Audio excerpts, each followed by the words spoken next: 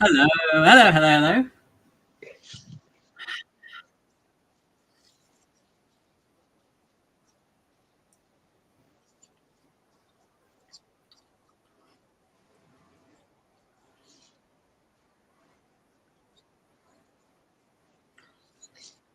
Oh dear.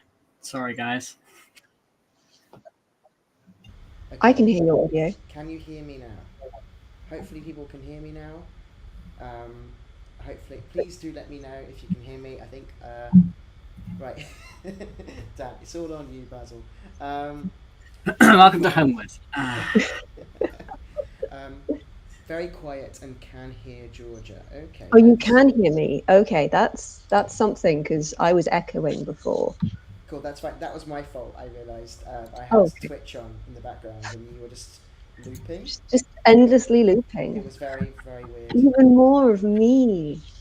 Okay, so can anyone hear anything now, or is it literally just not Or is it not just me working? and Basil that people can hear? Let me try. It's all good. Okay, this, I've been told Ooh, it's all good. Someone's saying it's all good, so this is good news. We can hear excellent. all three. Theo just needs to. Excellent. Okay, that's fine. I can Hi. probably fix that. How do I fix that? Interesting. I'll bring my mic down a little bit. And let me just fix my camera because it should be my front camera. We can just see the cat's litter box. No, now you can definitely see me. Hopefully, don't do that. Don't do that. Yeah, I have no way of cranking myself, as Dan is saying in the chat, because full volume according to OBS. But something I can look at for when we return. I'll just talk a little bit louder. Hello. I'll try my introduction again, just in case you missed us. Hi, my name is Theo. This is Georgia and Basil, and Hello. today we are listening along to episode 3, Convalescence of the Homeward Foundation. Thank you, who's been on this journey with us so far. Episode 4 comes out on Tuesday. Yeah, so Oh soon. yeah. So That's soon. amazing. And so excited to have everybody here. Thank you so much for being here with us. Yeah, I think it's probably just good to get started with. Yeah, we're going to listen to our episode and then we're going to have a little chat with Basil. Yes, if you have any questions for Basil, who is playing our wonderful Tom Van Helsing, please put them in the chat and we can try and capture those for the Q&A. We have quite a few already from our Discord channel. I guess a couple of like maintenance announcement things before we start.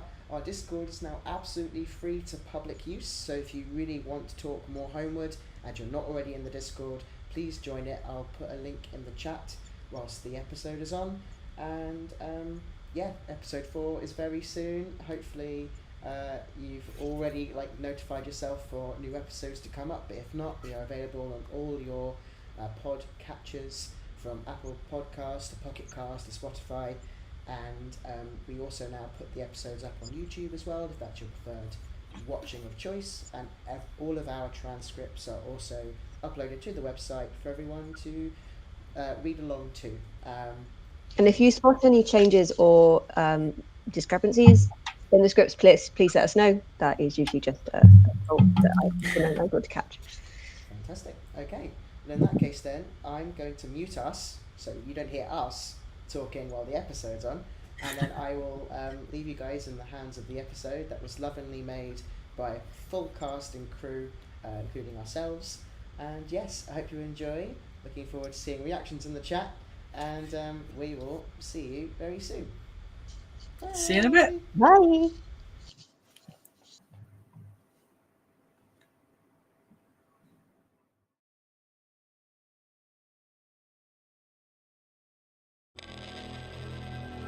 You are listening to The Homeward Foundation. Episode 3, Convalescence. Content warning. This episode contains swearing, brief discussions of alcohol addiction, themes of possession/removal of bodily autonomy, and implied violence to animals. Listener discretion is advised. As requested by our Kickstarter backers, this episode is dedicated to all the queer creators. We see you, we love you, we need you more than ever.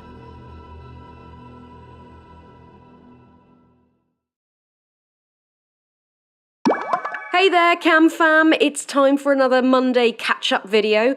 You know they say never meet your heroes? Well, I want to tell you the story of how I met mine, because I totally disagree with that statement. His name is Thomas Van Helsing. Ring a bell? It should. If not, allow me to enlighten you. Tom was born in London in 1986 to Claudia and Peter Van Helsing. That's right. Never was there a guy more nepo baby than Tom. His dad began his acting career in the 50s in The Vampire Detective, a horror flick in which he played a plucky young detective/vampire hunter. The success of Detective led to an onslaught of horror roles for Peter, who quickly became a household name. Claudia was a producer of radio plays for the BBC back in the 60s and was in the right place, right time to work with Peter on Mr. DeVille's Dollars, a film where he played an eccentric vigilante billionaire who also happened to be fighting the devil. The movie was mid to fair, but Peter claimed he had met the love of his life in Claudia, 10 years his junior, and that's how Tom came along. Peter Van Helsing is better known by my generation for playing a grimdark sci-fi wizard type in the early noughties, reigniting his popularity, but I'm supposed to be talking about Tom, so let's leave that for another video. Tom's career has had its ups and downs. It began with a semi-regular role in Holloway's Bright and Gifted, where he portrayed a troubled tomboy in a school of supernatural youngsters. You've probably seen it going viral recently on here.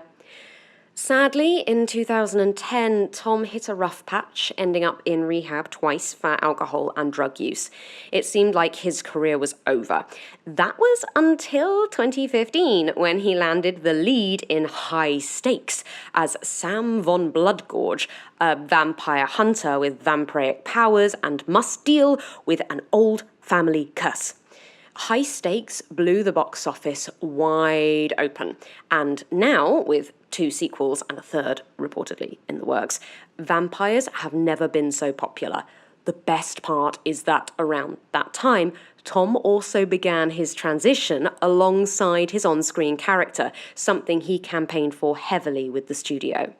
Tom has spoken very publicly about his transition, documenting his journey with the help of a London charity, which he is now the patron of.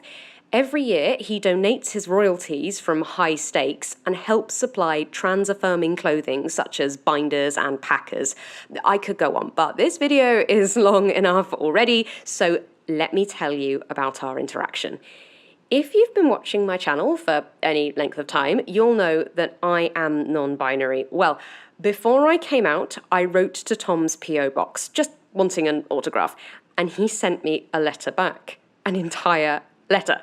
This was when I was still working things out, and in this letter, he told me that living as his authentic self was the best thing he had ever done. Being yourself is brave, bold, and daring. His words, not mine. So that's what I've been doing ever since. I have so much more to tell you, but I'll leave that for my next video. Don't forget to click the like button and follow for more updates. Oh, and if you liked this little rundown, please consider donating to my top surgery crowdfund, link in my bio.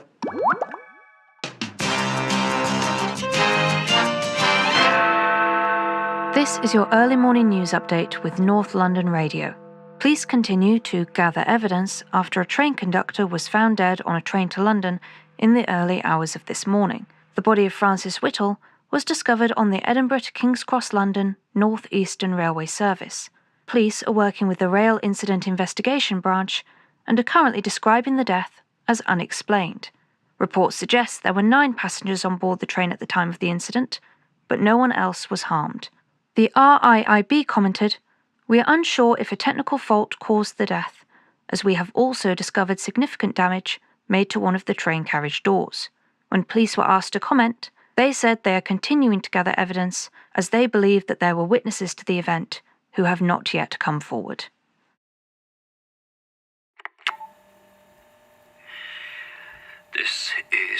Jeremy. I'm documenting this as... Honestly, I don't know what else to do right now. Maybe your plan about recording everything was a good idea after all, Madeline. 3 hours ago, we were on the train to London where we were attacked by one of Dracula's successful fucking thralls. Jonathan and I switched in the middle of the attack, but we were able to escape the train at Stevenage. We were both injured, but you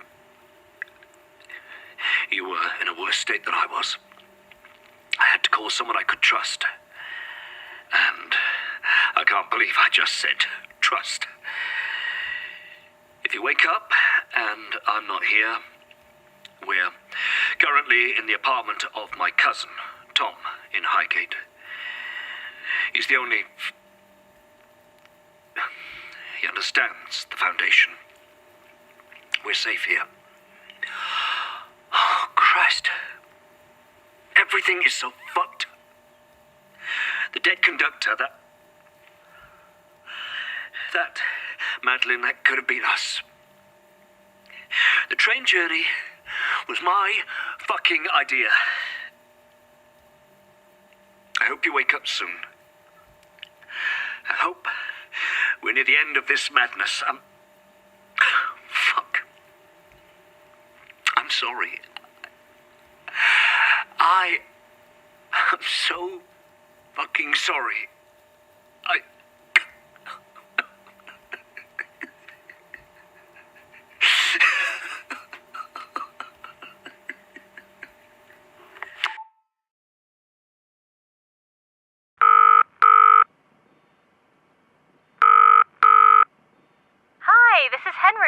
I'm unable to answer my phone right now as I'm probably in the lab doing ghoulish things to test tubes.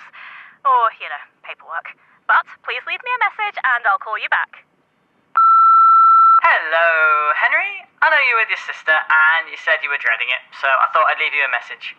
My cousin dropped by unexpectedly last night. I probably haven't mentioned him yet, but he's something. I'm currently doing his laundry because, as well as being an amazing actor and boyfriend, I am an incredible host. It's my most redeeming quality. I can turn you on and the washer dryer. If I can just remember how to turn on this washer dryer. Jeremy? What the fuck is that?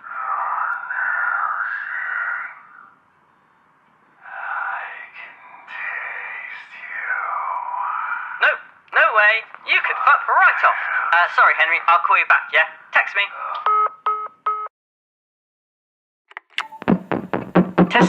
Testing. For fuck's sake. You're not on stage, Tom. And you're no fun. So, Jeremy has informed me, Regrettably. that you've been using this recorder to report weird happenings because you've been dealing with weird shit, apparently. And as I am the best cousin anyone could ask for, I am obliging. Jeremy, your bag is talking to me. What? When? Well, not right this second, but it did. Fucking hell. What did it say? It said my name, it said Van Helsing, then a lot of garbled, deeply disturbing, rasping breathing sounds. What's in there? That's the head. That's the head! You put it in a bag! The head of Count fucking Dracula in my apartment! You told me you put it somewhere secure! A tent bag stuffed with garlic is as secure as we could fucking manage, given our circumstances. You could have elaborated, but I picked you up! Yeah, I was slightly fucking preoccupied, what with a vampire attack. Huh? Jeez. Well, we won't be hearing it again. Because it's going in the freezer. What? It's as good a place as any. Come on, Count. You can have your own accommodation. Yeah, I don't think that's actually... my flat, my rules. Go to bed. Besides, it's good enough for Walt, it's good enough for Dracula.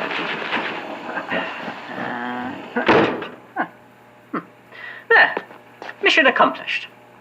It'll be harder to reach my oven chips now, but I consider that a minor sacrifice on my part. You shouldn't be alive, Tom. Spent the last century at the bottom of a fucking ravine. Not my problem. Now he's out of sight and out of mind. You hear that, recorder? Boss Vampire Head is very much gone. I should call the Foundation right now. No, you've only just got here. Your friend needs to not be prodded and poked by your Foundation buddies for half a second. Not to mention, I'm off the grid for a reason. We're more than a match for a head. Your phone call can wait until Madeline's awake. That's my final word on it. Tom, Do you want to stay here? Don't make me repeat myself. Fine. Fine. Good. To bed. Now.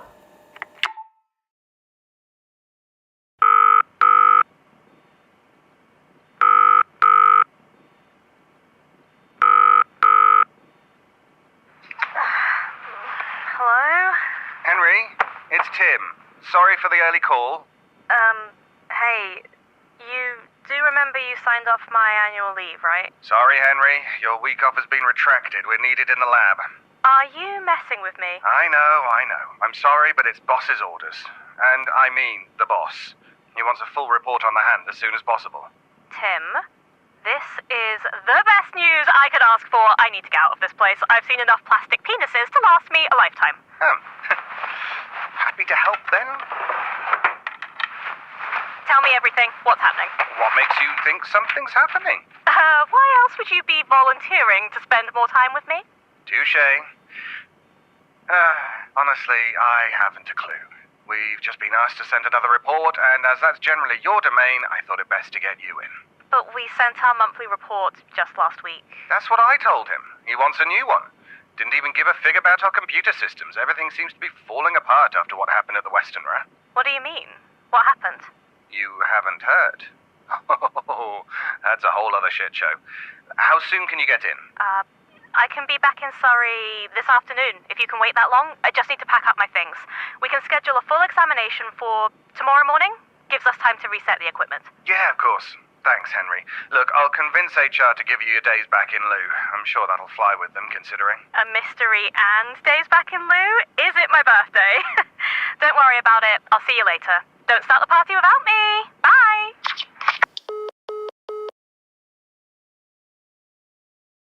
Hello. You are through to the Homewood Foundation. Oh, come on. Home of the world's leading experts in classic hematology. Yes, I know who the hell you Please are. select from one of the following options. God. Press 1 for research. Press 2 for charity resources. Press 3 for acquisitions. Fucking Press hell. 4 to speak to an operator. Anyone? Fuck, this isn't... Just... Oh, my fucking Peary. Thank you. Please hold. Fuckers! Jeremy? Thank you for waiting. At the Homewood Foundation, we have spent over a century working to improve our understanding of benign hematology and rare blood disorders, using generous donations give a fuck. from donors, patients, and the public to save and improve lives. You're not improving my life. Come on. I don't mean to sound rude, but who on earth would you be calling on my... You are still in a queue. We will get to you as soon as we can. Your call I is important should have to us. known. Tom, don't. Not now. You're actually calling them after I specifically asked you not to.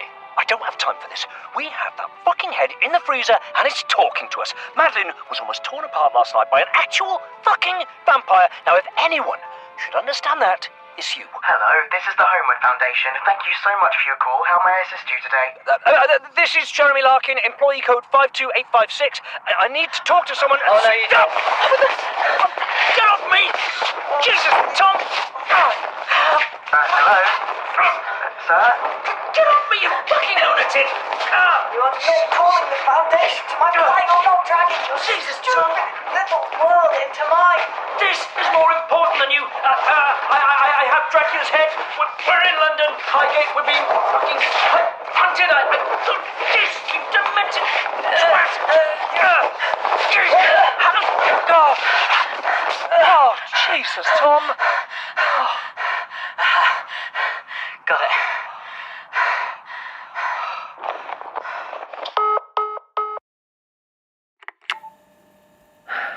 This is Jeremy reporting for you, Madeline. that my cousin has decided to go fucking insane. I asked you, very nicely, not to call the Foundation until she was awake. Oh, so you want that creature to find us, do you? You want that fucking head to continue doing whatever it's doing? I want Madeline to have a chance to recover from the damage your Foundation's done to her. And I want to continue living the nice, normal life I have without your damned Foundation haunting my every step. With a monster in the freezer. We can deal with this for a few days without you running to Daddy, Jeremy. I want you to take a good, hard look at yourself and remember just how forgiving they were the last time we got into trouble with your workplace. That's not... We were children. This is not the same. Children? Yeah, it's so nice of the Foundation to treat children like criminals, isn't it? I'd hoped you'd maybe not become your dad, Jeremy. I really did. I'm revoking your phone privileges. Permanently.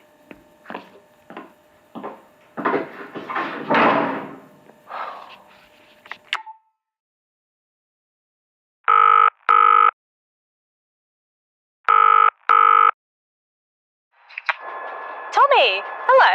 Hello, you. This is unexpected. Are you okay? Of course I'm okay. Am I not allowed to call my loving girlfriend? Of course you are. How's the hellish Hindu? I'm, just on the train back, actually. I got called into work. I can see you afterwards if you like. Hop round yours? My cousin's pitched up, actually. Didn't you get my message? I've been in a bit of a rush, sorry. You've got a cousin? Yeah, miserable bastard. He'll be staying with me for a few days. Trust me when I say you don't want to meet him. Is that why you called? Felt like hearing a friendly voice, if you must know. He's not exactly Mr. Charming. Is that because he actually knows you? Oh, ouch. Harsh. No. I mean, he knew you before you became Celebrity Tom. True. So, how's your train? I could have got you a ride if you needed one. Called someone to pick you up? From Sheffield? That's a bit excessive. I aim to please. Is this some ploy to impress me? You're not impressed? Celebrity Tom is fine enough, I suppose, but I prefer day-to-day Tom. But I'm always day-to-day Tom. Sure you are. Anyway, I better shoot. I'll call you later, even if I'm not meeting this mysterious cousin of yours. I'll text you. Sure. Cool. Bye. Bye.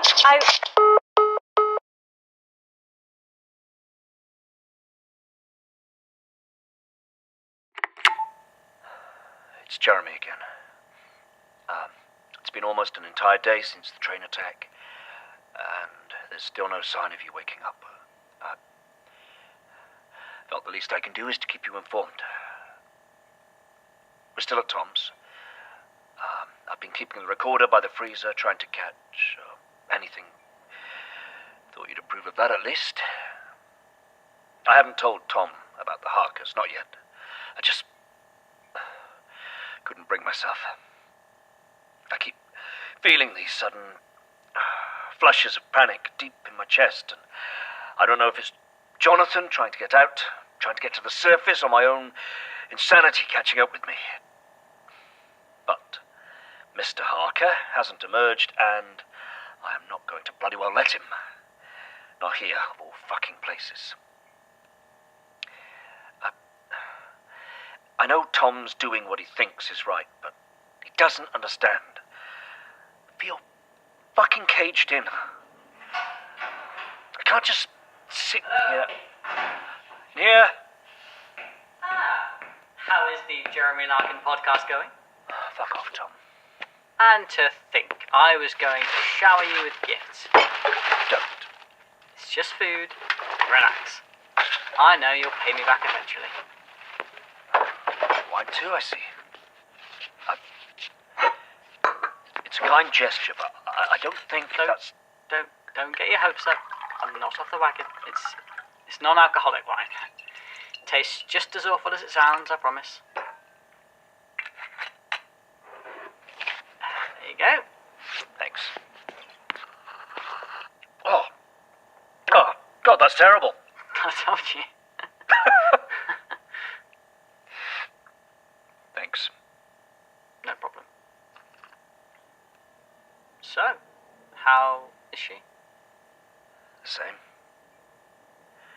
Sheila's gone, at least.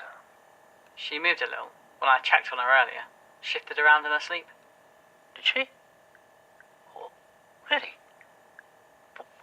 Why didn't you tell me? It was so quick, I almost thought I imagined it. I didn't want to get your hopes up. Honestly, mate, you've been moping around like a puppy. I don't mope. I'm just saying what I see. I got this morning's paper at the shop, too. Nothing new about the train conductor or the sister. The sister? Yeah, well, didn't exactly hang around last time to get her actual name, did we? Did she look any different? Regrettably, I was a little too busy trying to get Madeline off the fucking train.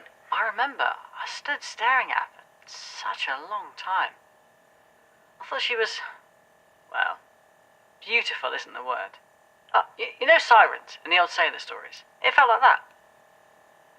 I mean, considering she's at least a centenarian, she had great bone structure. Are you making a joke? Hey, this is what gets me through, Jeremy. You have your bitter cynicism and the word fuck. I have my wit. I just remember not being able to tear myself away like she drew you in. The long dark hair. I felt like she could see right through me. And then, well, you remember. Considering Madeline's injuries, I don't think her manners have changed much. No. You know, if it wasn't for your dad that day...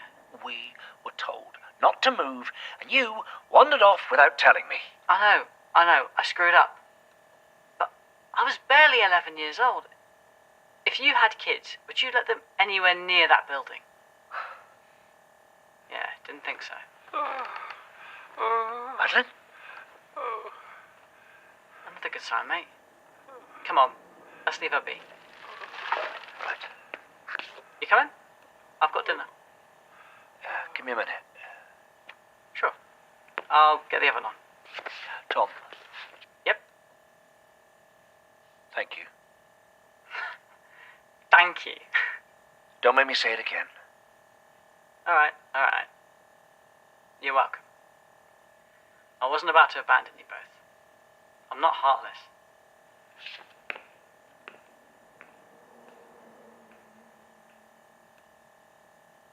Maddie? Can you hear me? I didn't think so.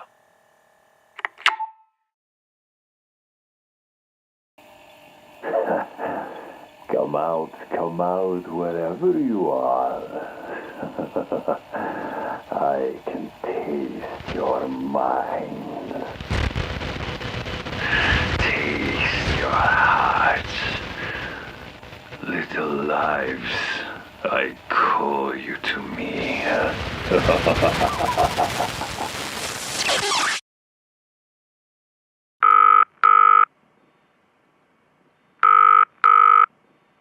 Reached the number of Thomas Van Helsing. I'm probably out or at an audition, or I'm too lazy to answer the phone right now. Leave me a message after the beep and I'll get back to you at some point. Hi Tom, it's Henry. I'm back in Surrey and about to leave for work, nice and early. If you wanted, we could still hang out tonight, away from your grumpy cousin. No pressure, I'll keep you posted. I could take us to that sweet little Italian place you liked. Again, no pressure. I've said that twice now.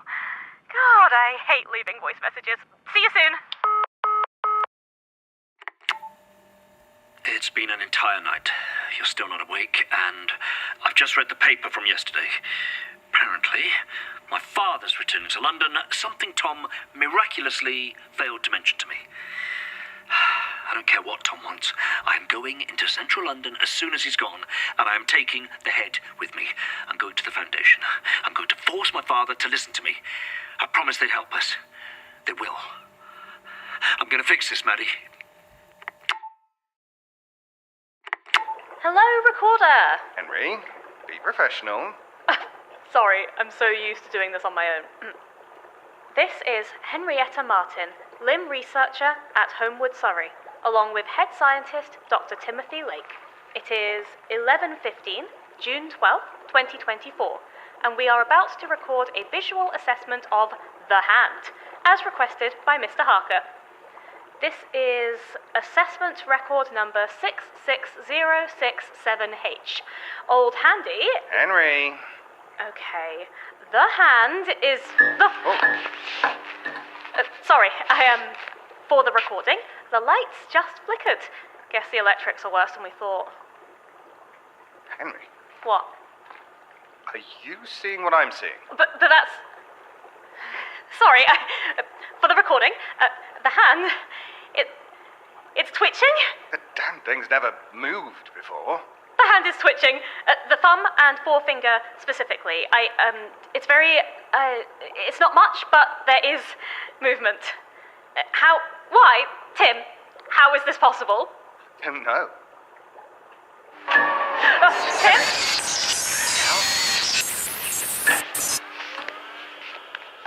For the recording, our electricity just went down, all of it, and then straight back on again. Stop the recording. Send it to Arthur Jones at once. But look, we should try testing it immediately, Tim. This is a major find. Isn't this what we've been trying to achieve? Who's in charge of this project, Martin? You, Dr. Lake. That's right. Now I won't say it again. Upload the recording. Fine.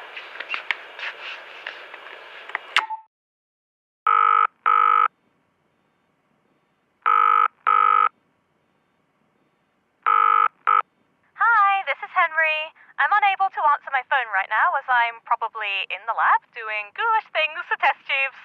Or, paperwork. But please leave me a message and I'll call you back. Henry! Hi! Just popped out for a smoke. Loads of pigeons around this morning. I know how much you love those. Can't imagine why myself, but to each their own. Anyway, I got your voicemail. I wasn't expecting to hear from you so soon because of work and stuff. They better let you get those vacation days back. Well, I hope you're okay. I'm, not sure how long the old cousin's staying, but once he's sorted off, we should definitely... What the actual fuck? Oi! Oi, dickhead! Hello. You have reached the Homewood Foundation. Unfortunately, our hotline is currently closed due to a fault. Please leave a message and someone will get back to you. This is Jeremy Larkin, employee code 52856. I'm in London. I'm trying to get to the office. This isn't my phone, so I don't know the number. I found it in a bedside cabinet. If nobody's coming to collect me, then I'm walking from Highgate. I need an extraction team waiting when I arrive because I'm carrying Dracula's goddamn head in a carrier bag.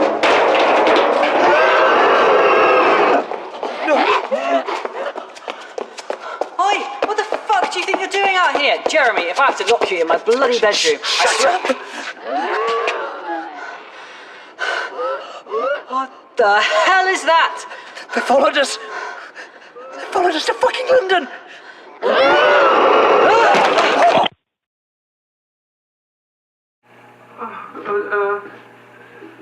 Jonathan, Mr. Larkin, where are you?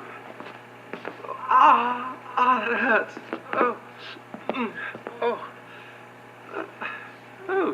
What, is that Madeline's recorder? Why are you here? What happened? Oh gosh. Madeline, please, wake up! Mr. Larkin. Oh gosh. What? Oh, maybe. Hello, Mr. Larkin. Can you hear me? Hello, Mr. Larkin. Who's answering? She's not waking up. Oh, Jesus Christ, come on. Mr. Larkin, can you hear me now? Christ, Madeline, thank Christ. It's Mina, actually. Oh, shit. Who? Fuck, I'll explain later. Mina, let us in. Tom's dropped his fucking keys. There are so many buttons here. You shall have Press the grey button. It's literally right next to the phone. If you just open that, that'll open the door. Please, yeah, come on. Oh no, yeah. Hate to rush you, we've got a bit of a situation. Shall I press it? Yeah, press it absolutely quick, please. Come on. Jesus Christ. Oh, fuck. Is that... Mr. Larkin? Mr. Larkin?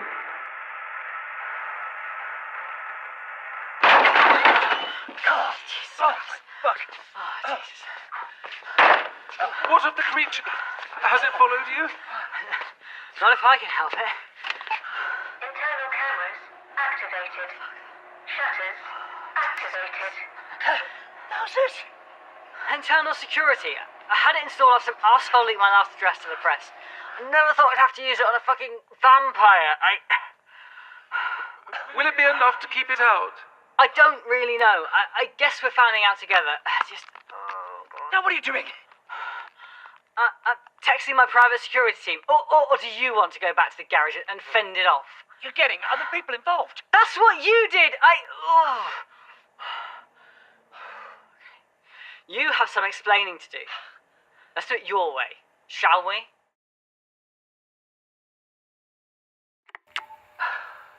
Tom, look, Go on. Talk. Can one of you please explain? Yes. And you might want to explain why this woman is called Mina when you said her name was Maddie. Please don't take that tone with me, young man. I shall explain who I am, but first I wish to know what exactly just happened outside that door. Alright, have it your way. Jeremy and I have just been running for our fucking lives because there are now monsters circling my flat. Turns out those things are just strolling around the underground garage now. it was just the one. oh, I'm so relieved. Just one monster. This isn't the Yorkshire Moors. This is a flat complex in the middle of London. What do I tell my neighbours? They must be made aware that they are in danger, as are we. Is there some way of seeing where the creature has gone? Oh, yeah. Let's just let all my neighbours know there's a huge snarling vampire downstairs. Oh, they'll believe that in a heartbeat, won't they? Young man, I am Wilhelmina Harker, the foremost expert on the undead in this room. I will not be spoken over, and I will not be ridiculed. Do I make myself clear? Yes. Sorry, Mum. I take it Mr. Larkin has neglected to tell you about us. Us? Oh, please don't. My husband and I. We find ourselves in the unfortunate position of sharing bodies with Miss Townsend and Mr. Larkin. Do you now? That tone of voice is exactly why I didn't tell you. There are currently vampires circling your home. I think you can find space to believe in ghosts, too. The last I saw of Jonathan, he was defending me from that woman on the train. Is he... He's fine. I'm fine. Good. Oh! What the fuck? It can't be the thrall, can it? We're 10 stories up.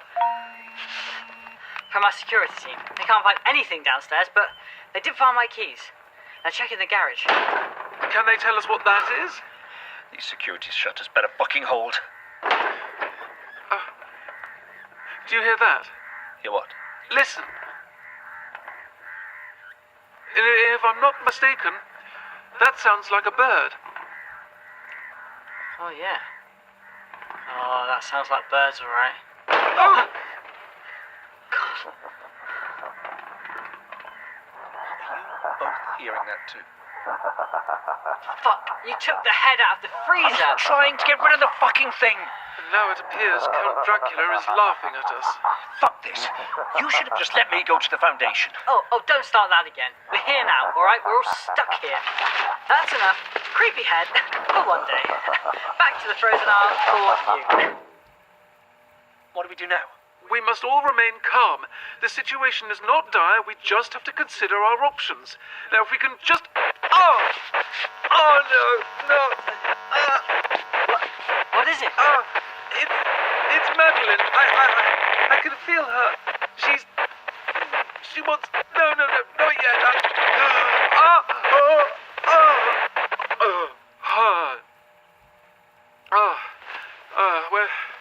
Where am I? What happened? Madeline! I've got you. Here, sit here. Jeremy, what happened? You're safe. We're at my cousin's. This is Tom. Maddie, I take it? You're Thomas Van Helsing? But this is your cousin! My reputation precedes me. I'm not nearly awake enough for this. Right, what did I miss, exactly? Oh, nothing much. Just a complete disintegration of my happy little life, that's all. There was a thrall outside. I don't know how the fuck it found us. Last thing I remember, we were getting on the train. They found us there too. Oh, and I assume that's why everything hurts. Well, my team say there's nothing outside. Just a fuck ton of feathers from whatever was throwing itself at my window. I've never seen birds do that before. Throwing themselves at the head. I told you, Jeremy, back on the moors. Jonathan said Dracula could control animals. Did he now? Just how much did you decide not to tell me, Jeremy? Oh, he does that to family members too. That's a relief. I thought it was just me. No, I didn't lie, exactly. Look, what about the thrall? How has it just magically disappeared? I'll keep my team outside. If they see anything, they'll tell me. They know to be discreet. Ah, wonderful.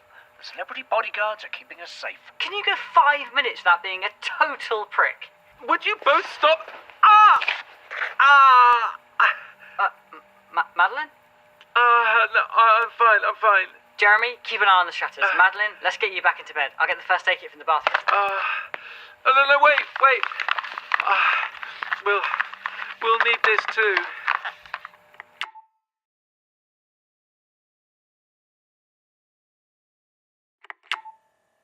Okay, to start off, just explain who you are. Maybe what's happened over the last few days. This has got to be the strangest self-tape I've ever made. Well, we found it helps to acclimatise everyone, recording updates for each other. And that way it doesn't feel so jarring when someone returns. Particularly if the last thing they remember is being attacked on a train. Fair enough. It's not a bad plan, actually. Yeah, clever. Thank you. I'm sorry Jeremy didn't tell you everything about us, about our situation. You deserve to know. Business as usual for Mr. Larkin, I'm afraid. It's still recording. Right, sorry. Hello, ghosts. My name is Thomas Van Helsing. Tom, if we're mates. I'm Jeremy's long-suffering cousin, so my condolences for spending the last few days cooped up with him. You're currently staying in my flat in Highgate, so don't go walk about without telling me, alright? Anyway, I know what went on with Dracula. I know about the whole Homeward Foundation thing. I'm part of the family, so to speak. Never been involved much myself, but I'm here to help. I know what that place does to people. How come you didn't get involved? Dad. He might have made his name with Hollywood vampires, but he wanted to keep as far away from the real thing as possible. He'd donate money, here and there, but he didn't want to touch the family business. Pass the sentiment on to me. Shit. What did I do? No, nothing. It just stings. You should rest. Jeremy and I will keep an eye on things. Make sure that thrall doesn't come back. I'm fine, I promise. You know, I read about you in a magazine a few years back. Oh? Hope it was one of the nice magazines. I can't remember which one, but you were very open about your transition. Might have been 2016, maybe? Sorry, is this weird? Nah, I'm pretty used to it. Now, was that the one with the leather jacket or the purple dye swimming pool? I think both, actually. Yeah. I shouldn't be laughing. It's too painful. Oh, sorry. No, it's all right. It's nice to laugh about things again. Well, a world without laughter is a dead world. I really did enjoy that article. How honest you were in it. You didn't owe your private life to anyone, but it was very kind of you. I wouldn't call it kind, really. The press are intrusive fuckers, and if I wanted to keep working, it was easier to just answer their questions. Would have been nice to give them all the middle finger and leave it at that, but I was creating a film series that I love, so... I'd been transitioning for a short while when I read that article. It brought me a lot of hope. Oh? I'm glad I could help. How did it all go? Oh, I was really lucky. My parents were on board from the beginning. My split from my ex-wife was amicable, and my partners have all been understanding. I'm sorry, it didn't sound the same for you. It wasn't all bad, to be honest. I mean, both my parents have been dead for years before I transitioned. Had a few people, good people, that decided to stay and learn, and a select few didn't. Besides, being so public meant I was able to give hope to youngsters. Show them it's going to be okay, because it will. Eventually. That helped me a lot too. You know, I remember the kids in my class talking about Sam von Bloodgorge. Huge fans, all of them. Really? Oh, that's nice. They better have been nice to you too. They were, promise. Speaking of nice, can I ask you something? Shoot. Jeremy, has he always been so... Bloody difficult? He's certainly that. Don't worry. I've known him since we were kids. He's like that with everyone. It's not just you. It's hard to imagine him as a child. Trust me, the grey suits came later.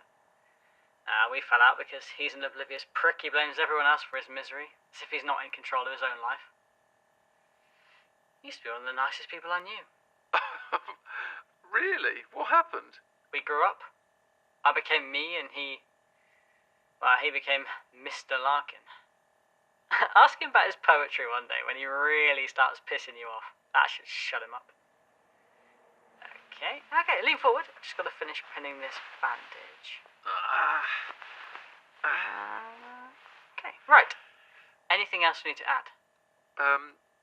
So the head is back in Tom's freezer for now. It's wrapped up in a plastic bag.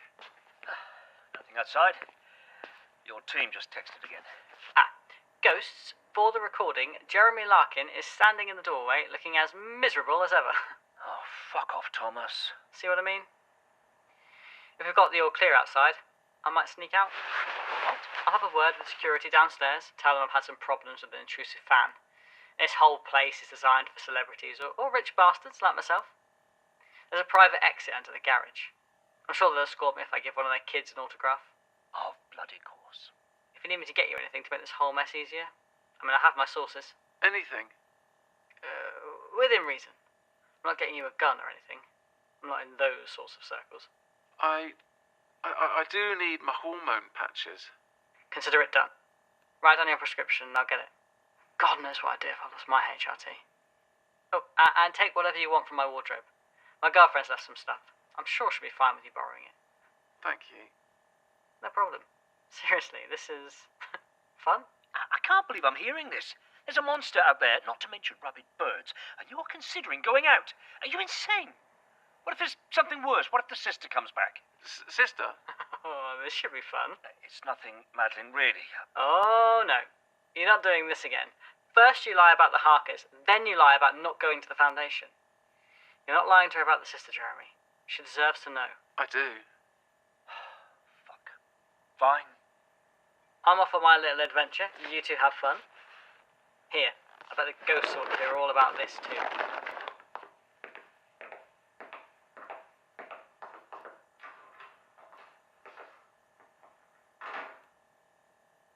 Jeremy, who's the sister?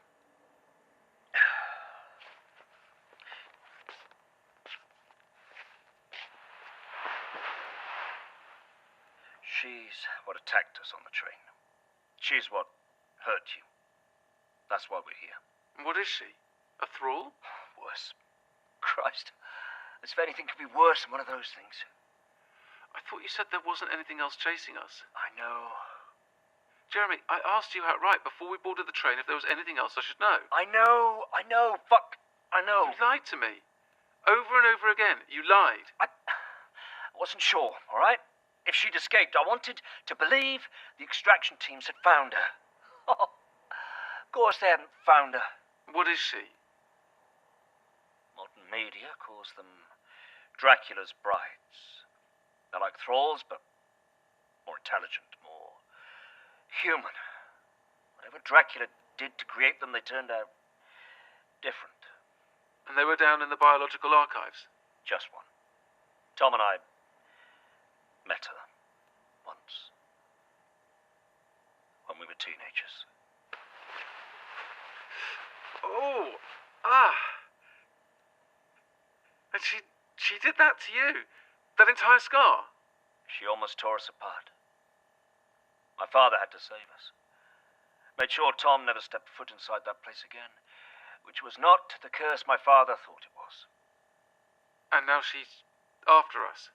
The sisters aren't just mindless, they're powerful, intelligent beings obsessed with Dracula. Which is why, Madeline, I was trying to get to the Foundation to warn them so they can help. Right. Oh, okay, just give me a second. I'm going to have a shower, I'm going to get dressed, I'm going to breathe, and then we're going to go to the Foundation. Together.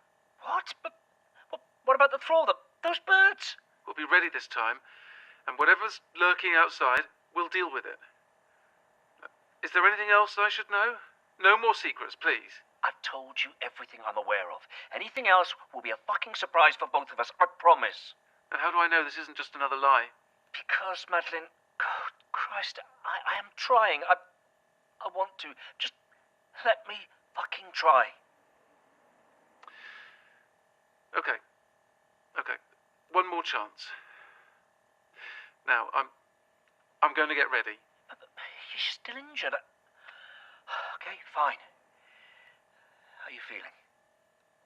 I feel... Actually, I feel awful. But I'm glad we're alive. Me too.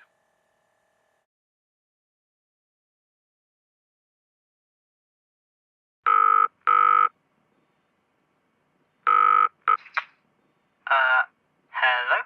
I need to speak to Madeline. Who is this? There's no Madeline here. I'm Arthur Jones. She knows who I am. I know that she's with you. How exactly did you get my number, Mr. Jones? That doesn't matter right now. Look, please, I need to speak to Mad. She's in terrible danger. She mustn't bring the head to the Foundation. Do you understand me? She mustn't. What? They can't be trusted.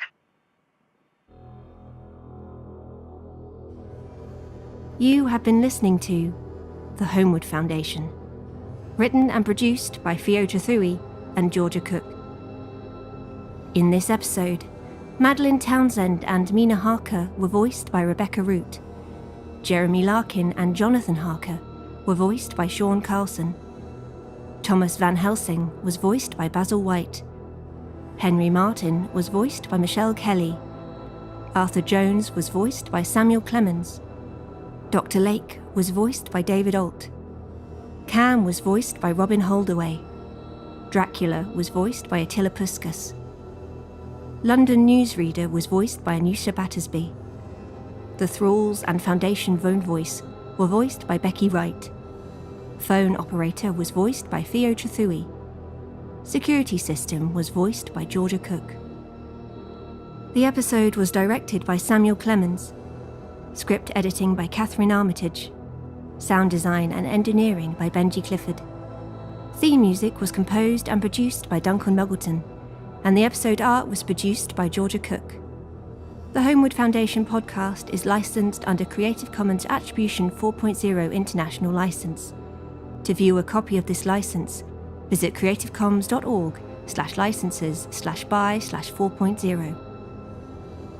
With thanks to the following Kickstarter backers: Starlight, Barbara Silcox, Valerie Shiny Happy Goth Kaplan, Julia Cordy, Eri Rose, Jacob Finkel, Shura, Sonia, Jules Kirk, Anja, Sharks, Sage CK, Mira S, Moira Dakin, Kieran Moffat, Krista B, Jamie Lynn Henderson, David M. Weaver, Helena, Splendid Duchess, Aaron Ebony Johnson, Roland Moore, Dornia, Jules Made Me Do It, Becky L, Casey A, Cyan V, Erin Smith, C. Tom, Isabel Crimes,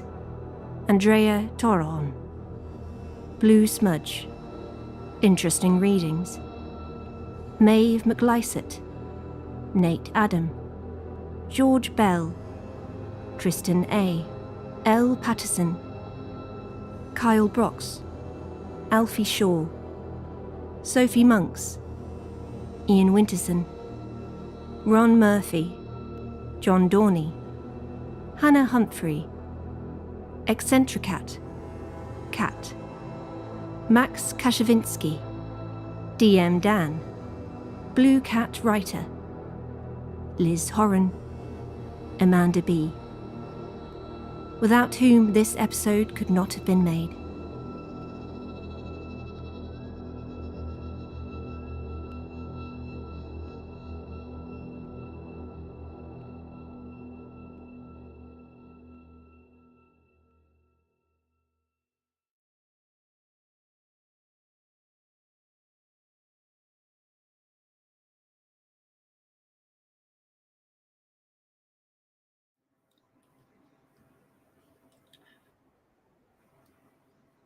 Hello, hopefully you can hear us.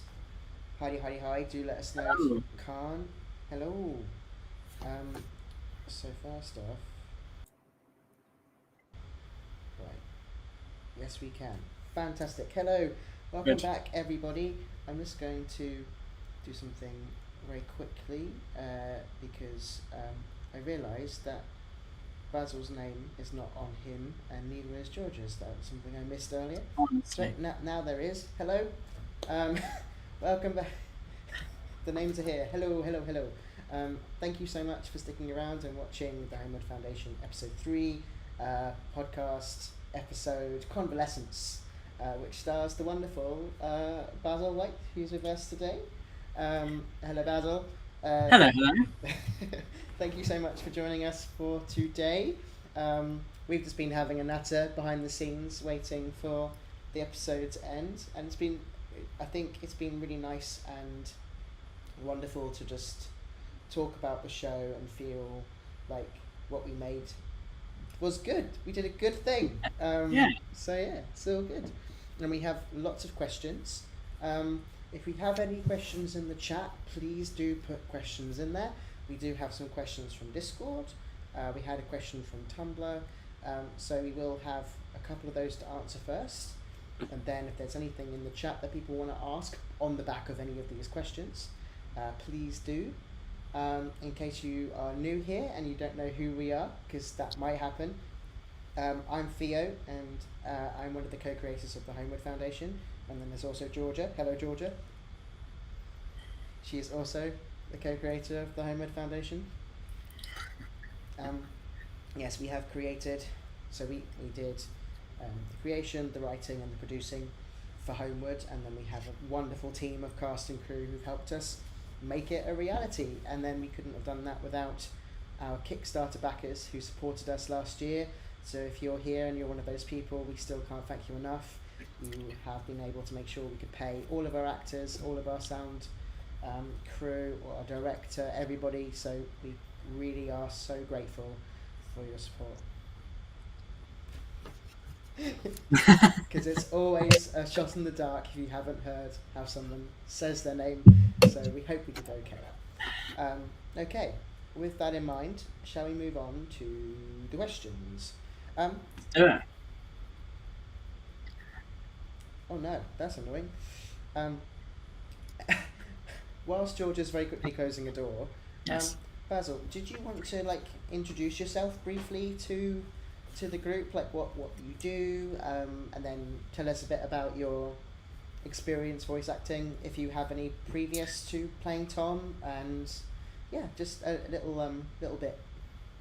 Sure. Yeah. Hello, everybody. Thanks for watching and being amazing and being really kind about the show and about Tom. It's lovely.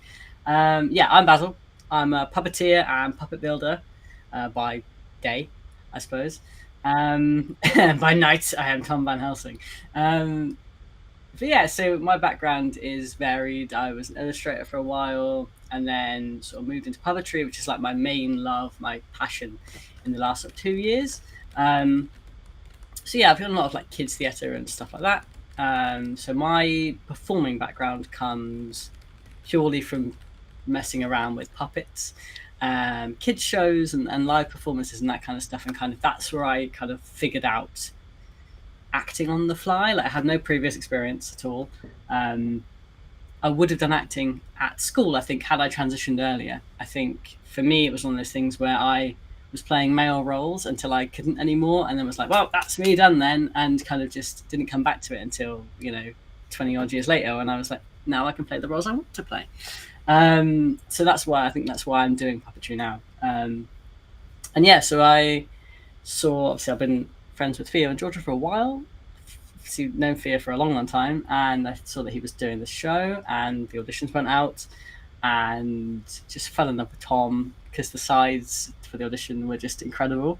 And I was like, I don't think I'm going to get it because I have no experience, but I'm going to give it a go and just stick around for a minute on a microphone. And now here I am.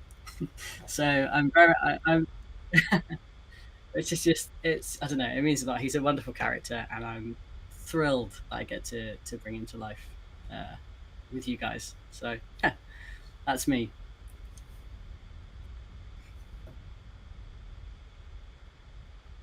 Thank you so much. Thank you. He's an absolute dream to play. He's so much fun. I just love him. I love the fact that he's always got a line. He's always got one there just ready, and I can imagine when people have a conversation just waiting. He's like, God. As soon as there's a gap in this conversation, I'm going to jump in with the line. Yeah, I love it. He wants to be the funniest guy in every situation, even if it's life or death. He's like, I've just got to say real quick. But yeah, that's my my favorite things about him is he's a nightmare, but he's a great nightmare. Okay, Georgia, could you just test your mic for me? Because I think I have accidentally muted you. Now you should be. I think I did by mistake. I'm so sorry. How rude! I know, I'm so rude. I'm so sorry. Please, could we were having such a good little natter. We were having a great chat. I know. I'm so sorry. That was totally me. It was gold. Everything you were saying. Sabotage. I'm so sorry. So sorry. Please say what you said again. I was just complimenting Basil. What a fantastic. Yeah, say it again. Actually, yeah, say it again. Yeah, I'm so sorry. It is now fixed. We definitely were sabotaged. So sorry. Okay. I'm glad we'll all be able to be heard now. Hopefully, Georgia should be a little louder as well, because that was the issue that we had before. Oh no! It was definitely my fault. Yes. So that should be fine. Actually, I can fix that now because I had you on mute before, which was definitely my fault before. So if you talk for me, I should be able to. Hello. Right. Yeah. I think you're. Please let me know if you can hear me. Yes, I have turned your volume way up. Okay. Cool. And ironically, I've had to turn Basil down a bit. So the joys of streaming. Anyway. Well, as long as chat can hear Basil, that's the main thing. As long as you can hear us, it should be fine. Okay. So questions. Yes. We have a few from Discord. The first off is just a comment to say thank you for the podcast and I love you, that's really nice. Aww, that's very nice. Thank you. I don't know how to pronounce this name, so I'm going to give it a go. It's Sherezadez.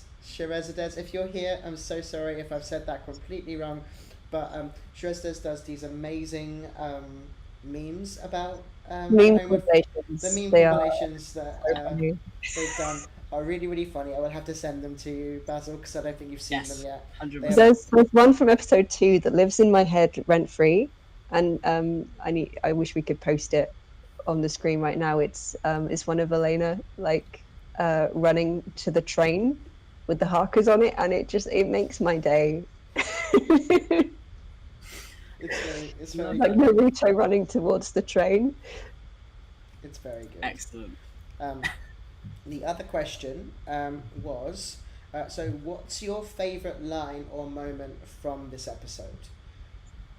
Let's start with Georgia, as I feel like I need to make amends for muting her for so long. So we'll start with Georgia, Honestly. and then we'll do Basil, and then we'll do me, and then we'll go around. I mean, I love this episode so much because there are so many good exchanges between characters. It's so hard to pick a favorite one. I mean, I love the conversation between Tom and Maddie. I love the interaction between Tom and Dracula's head. I love getting to see that antagonistic brotherly edge between Jeremy and Tom. And I really love Jeremy finally kind of admitting to having lied to Maddie and apologizing and wanting to do better. Because you kind of saw the beginnings of that in episode 1 when he apologized to Jonathan, and then him realizing the repercussions of his actions in episode 2, and then this is kind of a culmination of that in him apologizing to Maddie, which I really like. What about you, Basil? It's hard. Like, it is hard. There are so many good moments in this episode. Like, I don't know, there's some really beautiful character stuff. And obviously, I love the conversation between Tom and Maddie. Is just, it's so natural, and it never doesn't feel forced. It's so sweet. It's nice to get to sort of, I don't know, just be two trans characters having a conversation, and it isn't trauma or something. It's just a really nice, sweet, genuine conversation, and I like that a lot. I don't know, there are so many good. I like Jeremy having a breakdown with the automated voice thing, because that's me every time I ring the doctors. It's just him, just on the edge of a breakdown. It's just beautiful. Yeah, I don't know. I think probably my favorite like moment that isn't me, because I'm going on how much fun I had to play it. But there's that really sweet moment where Tom says that Maddie moved or something. She moved earlier, and he goes, "Oh, did she?" And it's just there's a moment there where his facade drops, and he's like actually fucking scared about his friend, and he has this moment of actual human like humanity comes through. It's very sweet, that little exchange, just that little moment at the end. Yeah, probably that one, I think. Cool. I think that section with Sean on the phone as well was entirely improvised by Sean, I think. And that's how he actually is. I think we needed like some reactions from him, so he just gave us like 3 minutes of him being on the phone. Yeah, I think it's the I can't remember the exact wording of the. You're not making my life any better. So good. When they're saving lives, Sean was saving my life. It's just thank you, Sean, for that. That's beautiful and everything. I think the two moments. I think the Tom Maddie one means a lot to me, and I think we'll probably elaborate on that because we do have other questions surrounding bits to the trans journey. But I think actually the beginning of that part where Maddie says, "Oh, I saw you in one of those magazines," and Tom says, "I hope it was one of the nice magazines." And then it's like, was that the purple dye swimming pool or the leather jacket? And I was like, just trying to imagine what that photo shoot looked like. It does amuse me. Yeah. Oh, baby. That's my next start stream. Is that photo shoot? 100%. Absolutely. And also, I think it's also the freezer line. If it's good enough for Walt, it's good enough for Dracula. That's a solid line. They'll always tickle me. And your delivery of it is so good. It's exactly what I wanted. So yeah, that's my answer. Okay. Next question is probably more for me and Georgia, but please, Basil, if there's anything you want to add, please chip in. But the question is, if I put my glasses back on, what was the hardest part of creating this podcast? So, oh gosh, I think it was everything that wasn't. I mean, the writing was difficult because we'd never written anything so long before. We were used to writing. I was used to writing. I imagine it's the same for you, like 1 hour long audio scripts that have a very clear beginning, middle, end. It's for an anthology box set. There might be an overarching plot that someone else finishes, or you're ending for someone else, but it's very definite. Whereas this one is obviously it's a series. It's a series of episodes, and every episode has an arc that you have to finish and then continue. And so it was great fun to figure out and to kind of work out the notches of that, but it was definitely a new experience. And then on top of it, learning to do all the other bits of wrangling actors, sorting out direction, producing stuff, sorting out the Kickstarter. That was all completely new for both of us. So yeah, most of it, but so rewarding, so much fun to learn how to do. I think the Kickstarter, was the hardest part, because that was like the make or break of making it at all. So it was like, oh, you know, we could have all the best intentions in the world to create the podcast the way we foresee doing it, but if we didn't succeed with the Kickstarter, then wasn't going to happen, at least in the way that we wanted to make it. And we could probably have, you know, if we hadn't have made the money, I guess we'd have gone back to square one and had to have found another way of telling this story that didn't involve it being a podcast, like a novel or a comic or something. We'd have found a way of telling the story, but just not in the way that we'd envisioned it, I think. I mean, I think we went into the pilot especially with the idea of like, okay, even if we don't get to make the rest of this show, we're going to really enjoy making the pilot, and we're going to be so proud of it regardless. It was just so nice that people seemed to really enjoy it, and we got to make the rest of it. So we will always be so grateful for that trust from people. Yeah. And he did a bloody good job. Very good. You haven't heard it all yet. You might be like, nah, this is pants. From here on out, where have I signed up to this? Don't listen. So the next question, which is interesting, I hadn't thought about this one for too long. I think this is for me and Georgia again, but we will get on to more Basil focused questions. So which character has a line you anticipate people to hear most next episode? I think like look forward to most is how I've envisioned it. Oh gosh, I don't know how to do not spoilers. There is a much memed line in next episode which I enjoy very much, and I can't wait to exist. Hopefully that was far enough ago in our Tumblr lifetime that people won't remember what that is, but it makes me chuckle to remember it. See, now my brain has gone completely blank, so I hope it's a surprise for me as well. Oh no, yes, I do remember. Yeah, okay, I do know what it is. Yeah, I think there's I can't really say a line, but there's certainly a moment that does involve Tom, that Basil you may recall from recording, which is quite a fun moment. I'm looking forward to hearing how that is reacted to by fans, but I can't say because it's a spoiler. You just gotta wait till Tuesday or Monday if you have the Patreon, because you get early release. So if you want to beat the wait, please do join the Patreon and you can get it Monday instead. Is there anything you can think of, Basil, from episode 4 that It's really bad that the only thing I can remember recording from episode 4 is he calls somebody, and I won't say who, a certified wanker. Yeah. That's all yes. That's the only line I can remember, because I remember being like, I've got to nail this because it's such a good line. Yeah. That's all you need to remember, really. That's all you need. That's Tom. Can confirm that I know exactly where that is. And I'm so that's so good. That's it. That's the only one I can remember. But I hope you like it. Yes, it's good. That was very fun.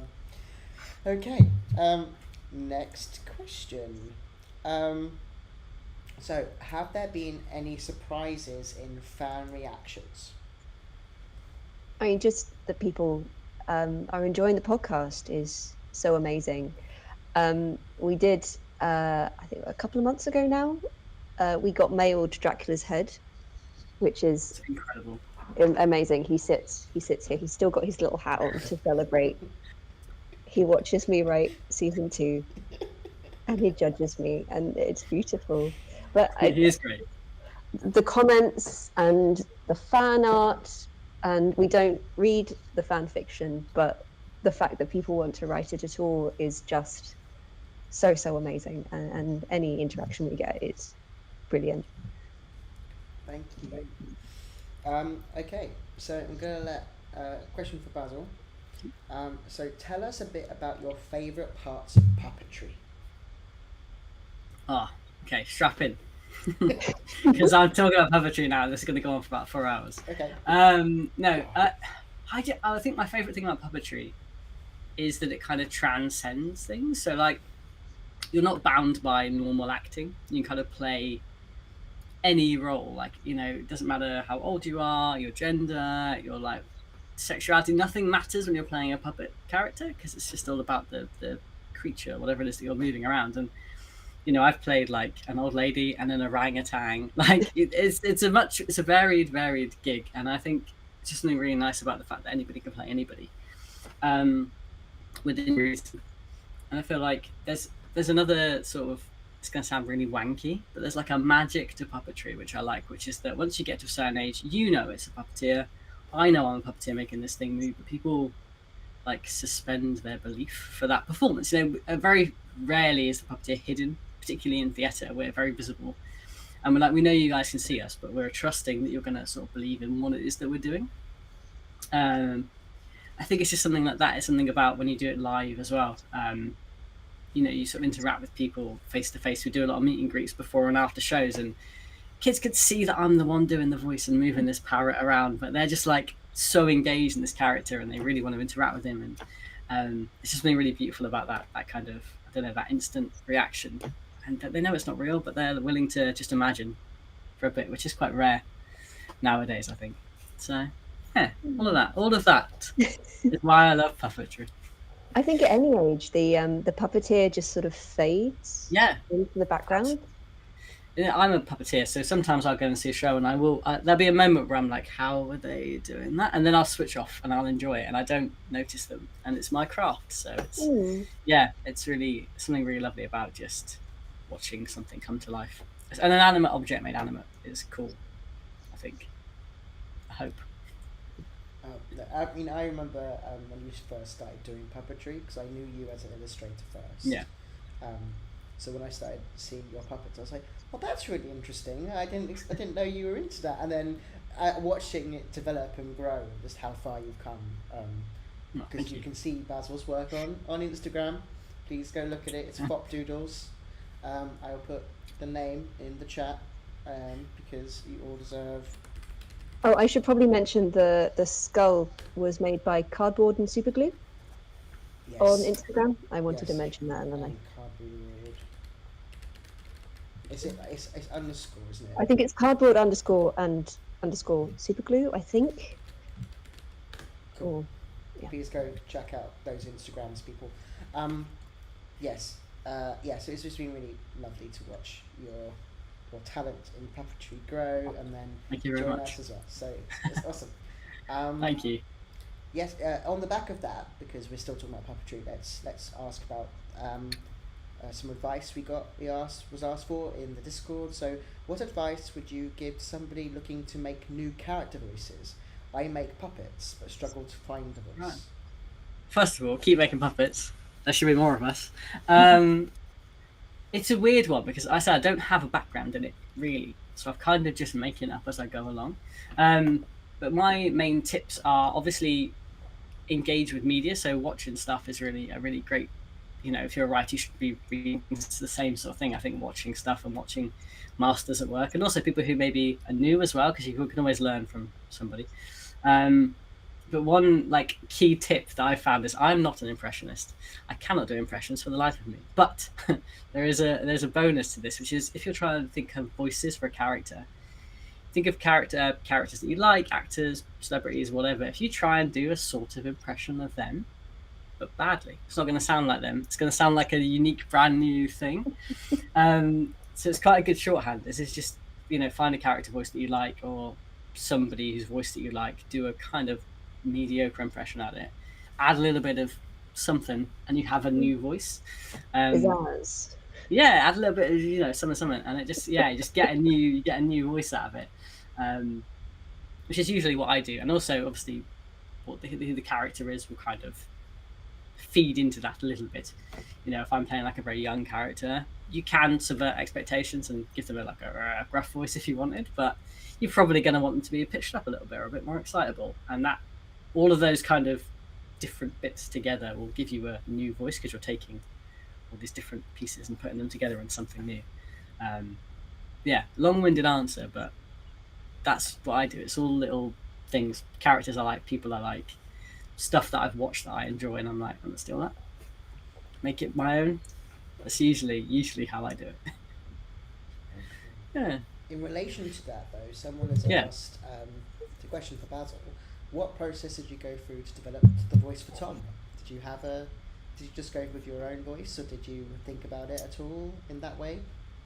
I'm trying to I think when I was first looking at it, I was like, I feel like I need to know a voice to like prove that I should get this role. Like I should be an actor. And I was like, I think I entered it, like I sent it in like on the last day because I was just putting off. Because I just couldn't think of what I wanted to do with him. And then I can't remember if the pilot was out at that point. Was the pilot out when I was auditioning? I think it was, yeah, because I think we released our auditions as part of the Kickstarter. So yes, yeah. So I listened to the pilot like the day before I did it, and I was like, oh, these guys are like grounded. Like this show is batshit crazy, but like these guys, the rest of the other actors are so natural and they're taking it so seriously. They're not doing character voices. Everyone's doing a really great job, but they're not putting on a voice. They're not like, I don't know. They're not doing like cartoon character voices. So I was like, oh, okay. So it's very grounded. It's very real. So Tom is kind of my voice, just like dialed up to 11. Like, when I'm on stage, I'm more, dramatic or loud or whatever. So I feel like it's me on stage, but like pitched up to 11. And I suppose the only sort of nuance with him is he's always performing. Like he's always like waiting to get his line in. He's always waiting to say something funny. He's always waiting to say something, that he thinks is going to get a reaction. So for me, when I was performing him in the room, it was making sure that I hit those words, that those lines are coming out of the right sort of. Like, I'm not just doing it conversationally. I'm waiting for those things to land. So yeah, he's like me, but dialed it to 11, and then being very aware of the fact that he's a performer and he's always on, and he always wants to be funny. So yeah, it's a mix of that. It's me if I was a pain in the ass. Some might say it comes naturally. But yeah, me, but dialed all the way up, which makes it a lot easier to sort of fall into him. There isn't much prep work. It's just like, okay, I've kind of got the base there already. I'm not having to like hurt my voice, or I do some puppet characters that I can't do if I've got a bit of a cold because I just can't get that high. Whereas Tom, I feel like I could do most days, which is quite nice. It's a bit of a relief. I think we've got a couple of characters in Homewood that we have to sort of do staggered recordings for because we know it will hurt the performers' voices. So it's always nice when we can be like, okay, we can have extended conversations between all these characters. Yeah. It's not too horrendous on the voice. Yeah. It's a dream actually because it's just. It's all right. It's a good way to make a living, isn't it? So I have a question. I've just thought of this question, but I thought it'd be a nice way to move on from the puppet conversation and back into Homewood. Yeah. Which is, okay, so let's say the Muppets wanted to do Homewood. Yes. Who would be the human and who would be the Muppets? And I don't want to hear just Jeremy, because we all know that Jeremy deserves to be the only human. I mean, yes. But is there any other versions of this? What would you think? I'm trying to think now, which would be it'd be hilarious, wouldn't it, if Dracula was just like a human head? Just the Muppets carrying around a human head. And they were just I don't know who's playing who at this point. Like, it would make sense for Kermit to be Jeremy because of the flailing and stuff. Yes, and he'd make such a good Jonathan as well. Oh, that'd be great. Just hearing Kermit shout "fuck" would be a dream, wouldn't it? Yeah, Kermit as Jonathan would be adorable, wouldn't he? And obviously Piggy could play, Mina and Maddie. That'd be really sweet. Yeah. I feel like Tom would be a great human. Yeah. Just finding out that Kermit has a human cousin. just photos of them when they were younger. And it's just Kermit and Tom, like, just holding him. That'd be so good. Also, like, if we're gonna get meta about it, like when Jonathan and Mina like take over, like just be like the puppet coming off. Yeah. Just going limb back on. It'd be so good. I think someone mentioned that with the amazing puppet designs that you did for the Homeward Foundation. I If like that. people haven't seen, they're Recommend. on some of our socials, and they're so good. I think someone mentioned, yeah, when the Harkers take over, like it's the hand coming out of the It's puppet and so then the good. new one coming in. Oh, 100%, 100%. If Tom wasn't a human, I don't know if he'd be. I think he'd be played by like Rizzo the Rat. I Oh feel like yeah, that's he his- feels like a Rizzo. I feel Yeah, like it's a Rizzo guy. or he'd be a Yeah. Gonzo, wouldn't he? Because Gonzo is also the performer. That's true. Oh yeah, obviously. I can Yeah, definitely see the Gonzo. tortured artist. Yeah. I feel like Arthur would be Rizzo. Oh my god. Yeah. Just trying to keep control. Just losing it. I love it. Oh, this is such a good question. I'm so glad I asked it. Thank you, Pia. It just suddenly appeared in my brain, and I was like, I'm going to ask this as a good segue back into some of our more homeward-based questions. I'll save the Percy question we got, which we've got a question about our cat, which we'll do at the end. But the other question we have is for me and Georgia. So, for Fiona and Georgia, has any performances altered the way you write the dialogue or envision the characters? Yeah, I think that's pretty standard, really. And I know we had, for me personally, I wrote Mina and Jonathan with certain portrayals in mind that I'd seen in media before. And then the way that Rebecca and Sean embody them then kind of brought them into their own space. And I suppose the same for Maddie and Jeremy, and we always knew sort of the certain ways that they would talk, and then the way the actors sort of vocalized that, again, brought it into a new way, and then you can then ride off that for the next few scripts. So I think, yeah, definitely they've changed the voices, but in a really good way. Yeah, like it's less about making them something new, but like it's like they add a new spin to the character you were already making. So like, for example, like Arthur Jones, who is Maddie's boyfriend, like I love that character so much. He's so fun to write. And like I had a very particular actor in mind when I was writing him originally, but Sam does such a good job. Like this very sweet, very mild-mannered, very stressed man. So stressed. He's trying so hard. And he's just trying so hard. And then just Sam brings such an energy to him. Like you can actually feel like, oh no, you're very good at your job. You are just very stressed. My God, you can really feel it in every conversation he has with anybody. Yeah, so he just does such a good job. So that's a really good example. But yeah, and also just Rebecca does such a good job with Maddie and Mina. I think they really, for me, they really solidified as characters. Having Rebecca record them, and like when we did the pilot, I think I was just grinning from ear to ear the entire way through, because finally we could hear them. It's like, oh, this is, yeah, this was the best idea we've ever had, and two, we couldn't have picked a better Jeremy, Maddie, Jonathan, Mina like pairing. It was just great.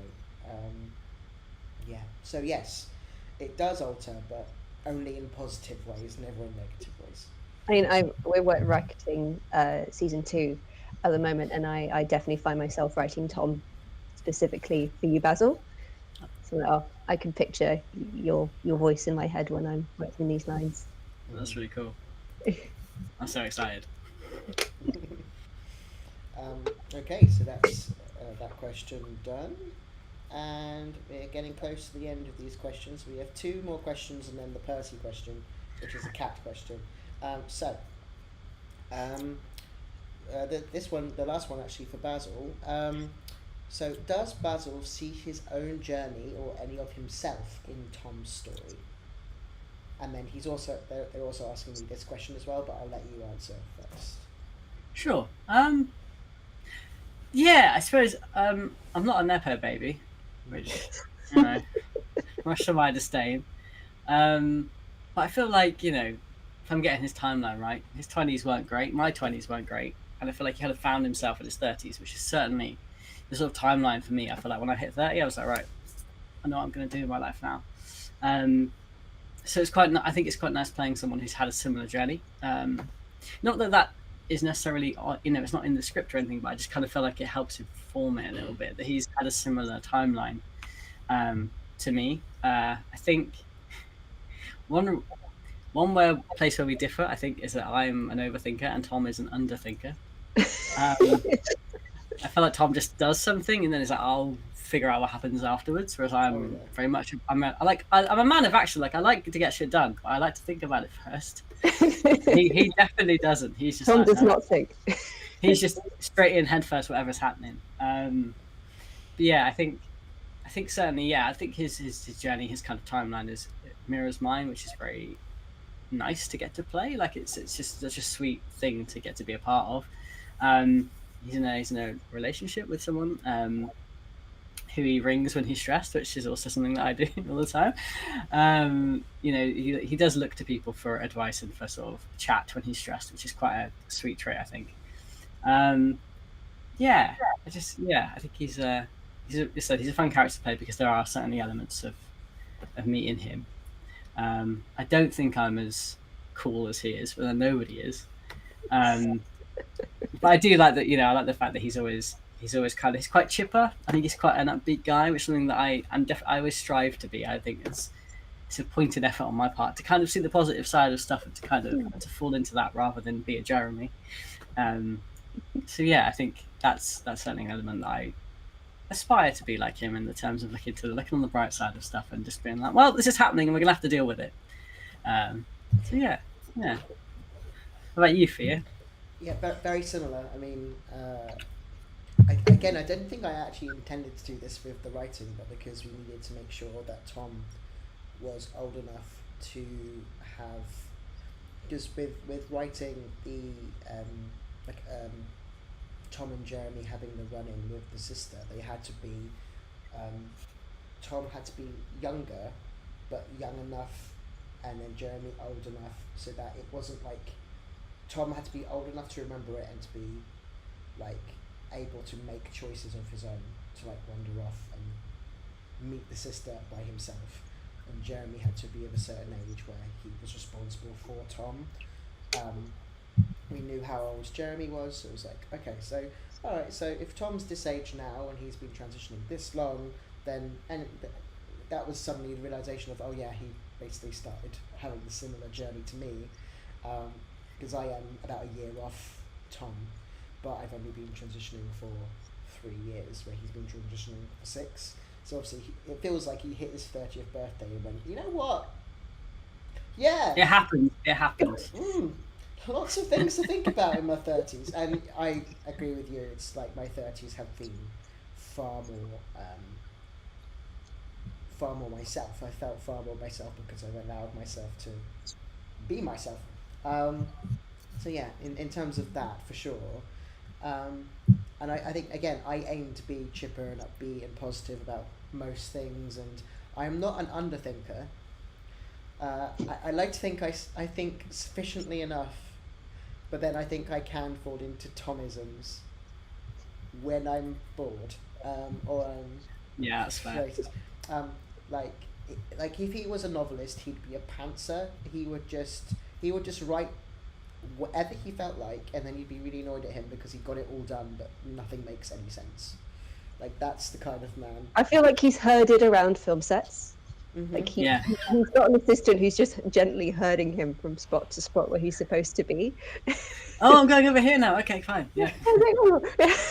Grabbing snacks and whatever on the way. Yeah. And I think he's like really sociable. I think he loves to talk to people. He likes to learn about people, and I think that's like, I feel like he'd always be very nice to people on set, and like people who are like officially underneath him on a film set, he'd still be like, "Oh man, that was so cool! You really helped me out with this thing," and like just be very nice to everybody, which obviously is a good thing. Especially with his parents both working in media, he grew up with it, so he understands what it is. And we imply that he's a child actor as well, so he's been on set since he was probably just after his attack with the sister, to be like, yeah, we're gonna like get out of London now and we're gonna go do some really cool stuff somewhere else. Let's not think about that. Let's not think about that horrible thing. So which well, obviously didn't happen to me, but I can understand that way of thinking of like new start. Let's be a new person. Let's do that. But yeah, certainly, yeah. I think with his journey, I can certainly see bits of it. And Tom is just cooler than everybody, as you say. So it's just like the aspiration. It's not gender goals. It's Tom goals, guys. It's just true. The Tom goals. But yeah, he's got his own stuff, but it's nice to celebrate a positive trans male role model. Yeah. So that's what we're. I will say as well, one of the little thing that he does that I think, Theo, you're probably the same, is men love a little job. So give Tom a little job to do, and he's having a great time, and I'm the same. I can't just sit around and do nothing. Like, give me whatever it is. He's like, I'll go to the shops. I'll get that for you. I'll do that. It's just like, I've got to do something. You start teeing, and admittedly, you're like, I could do all the little jobs. It's great. Anything you need me to do, I will do it. That's the way you're calling us out like this. What are you doing? But it just happens. It just happens, yeah. Okay, so I think that's the last of our Basil questions, technically. Do we have any questions in chat? Yes, if we have any questions in chat, this is a really good time to ask, because there's one question left for me and Georgia, and then a question about Percy, and then we've done all the questions we were given before. So if there are any other questions or comments that we've said that you'd like to share, I'll see if there's anything here that I can put in here. Someone said Jeremy's character growth is everything. Someone said, I do love seeing two trans characters talk about being trans, about it being a struggle, about the struggle. Someone said, what I need to know is, will Tom get to his oven chips?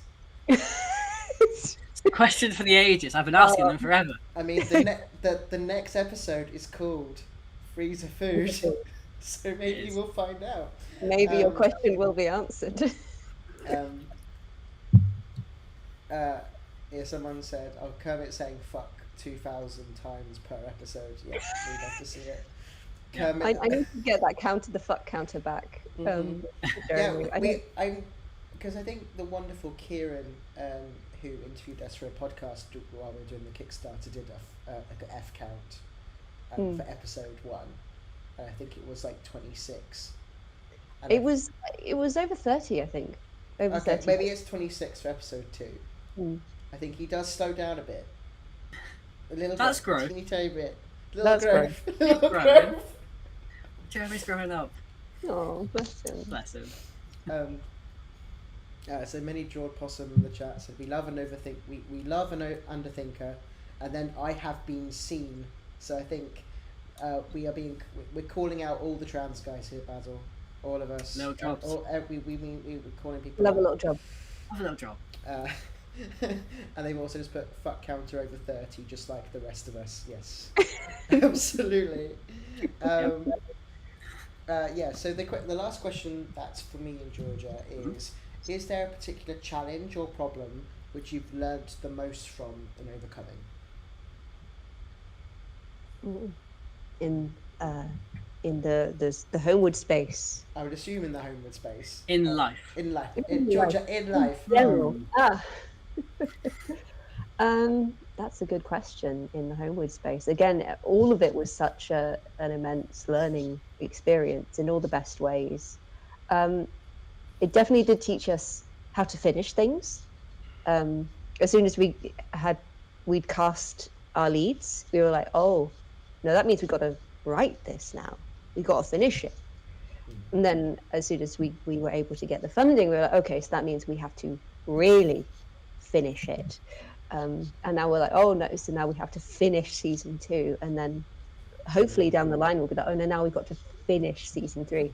So it's been a great exercise in giving deadlines to yourself, which is great. I love that. I love learning how to finish things. And there've been so many teachable moments. Please teach me. Yeah, I don't know. It's been such a learning experience, which isn't a great answer to that question. I'm sorry. I'm trying to think if there is anything. No, I don't think so. I think like the audio drama community that we've we've got to know are so wonderful. So anytime we've ever had like a big problem or a question, we've been able to reach out to so many wonderful podcast creators who've given us advice, and we've obviously been able to pass that on with new people in the space who are looking for crowdfunding as well. And that's been really special to me, is actually being able to be part of a community of people who just love to make audio drama and, you know, fiction podcasts. Yeah. Oh, thank you, Karim. Karim said you guys are wonderful too, which is very sweet.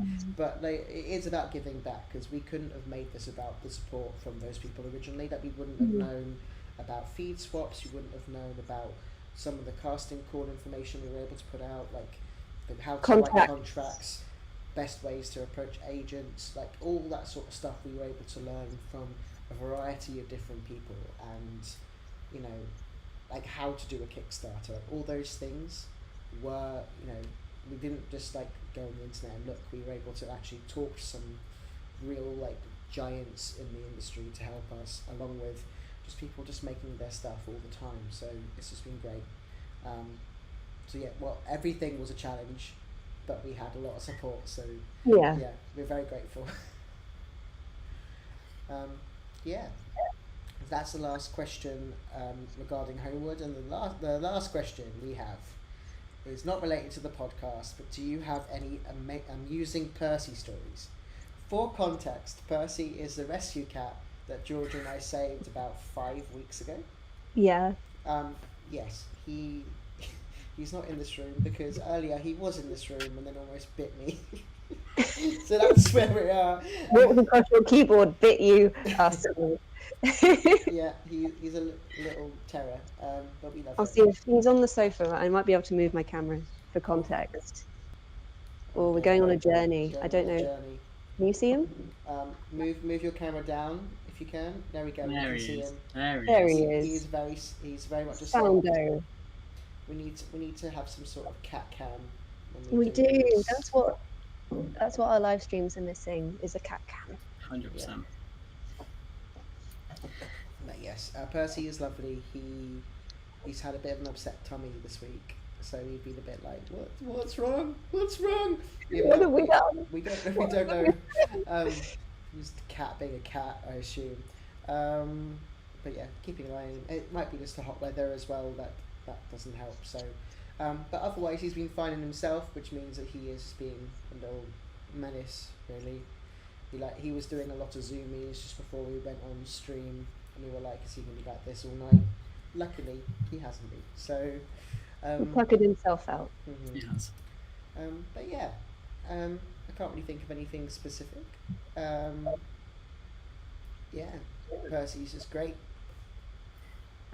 This little terror that's joined our lives recently.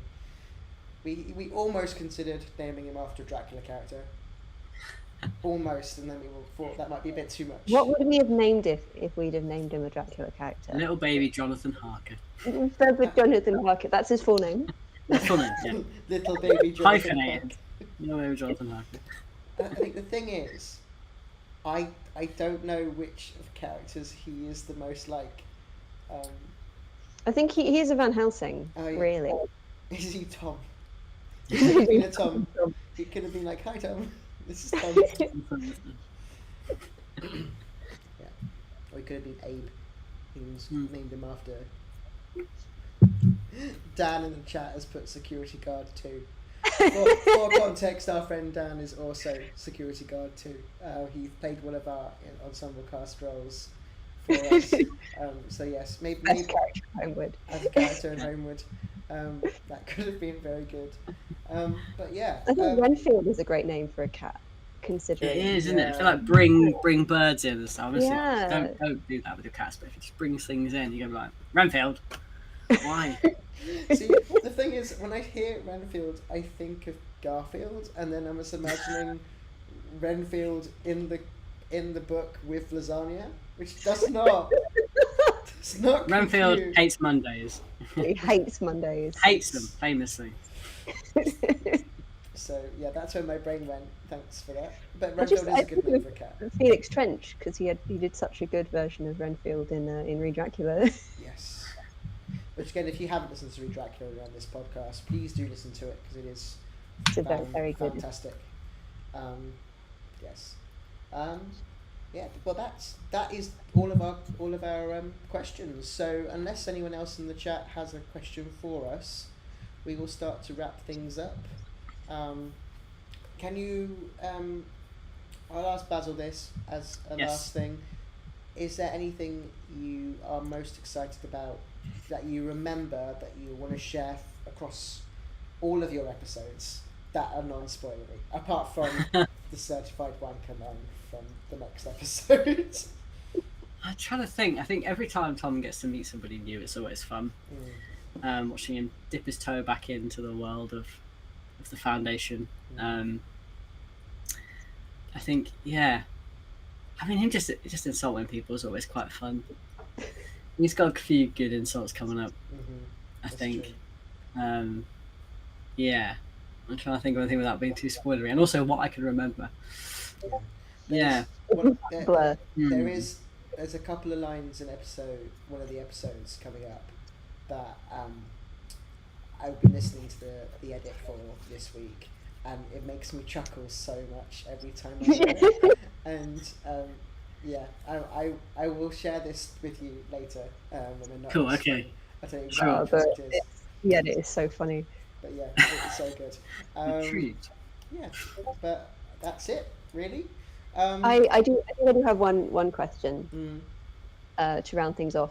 Were you aware at all of Dracula prior to being cast as Tom Van Helsing?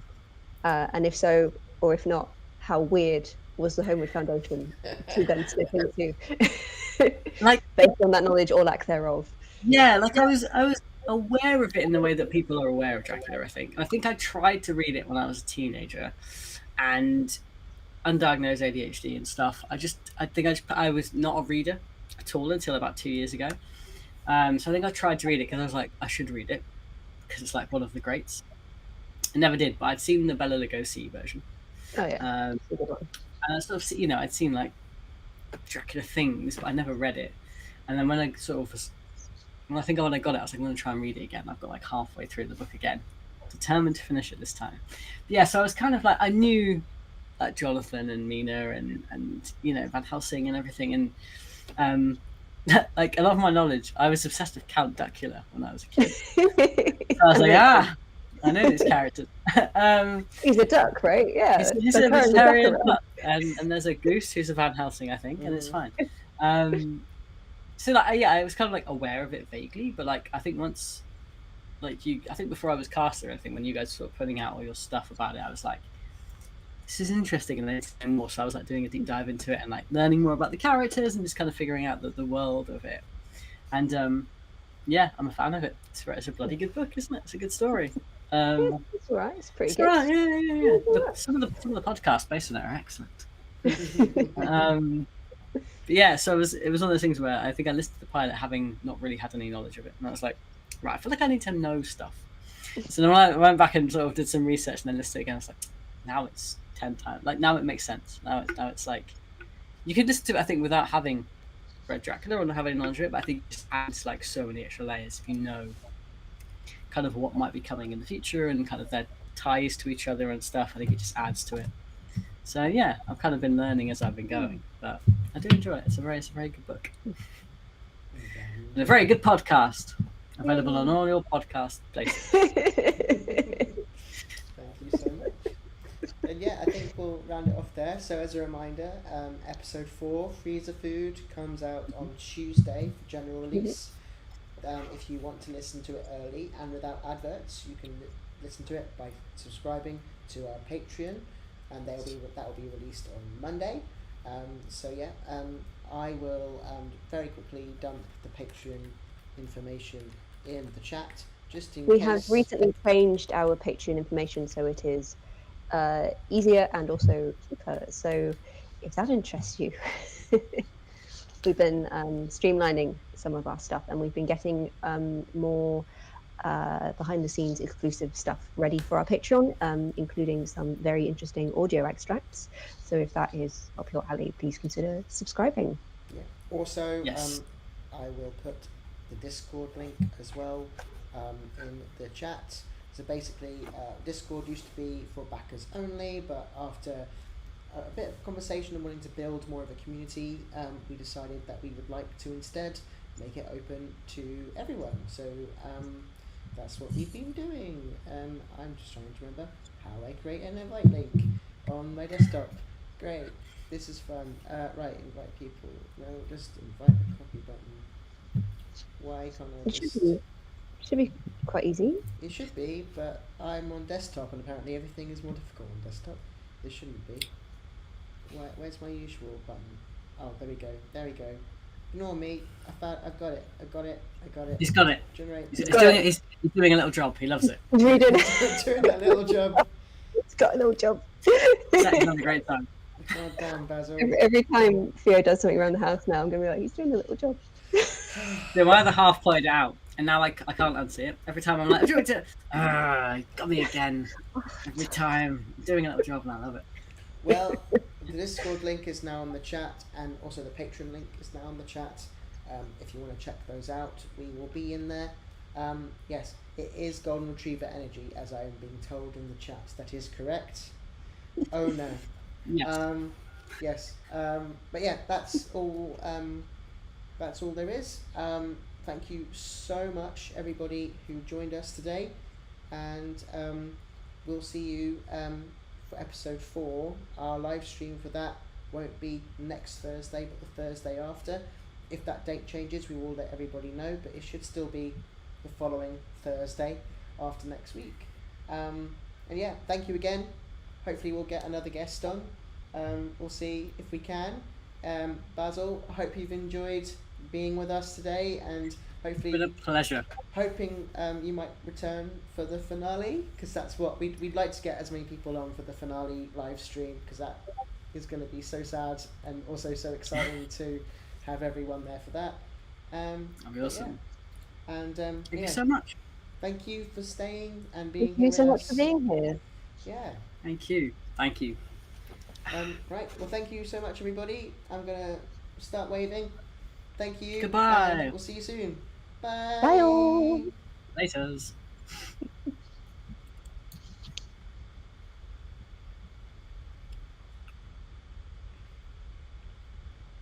Okay, I think.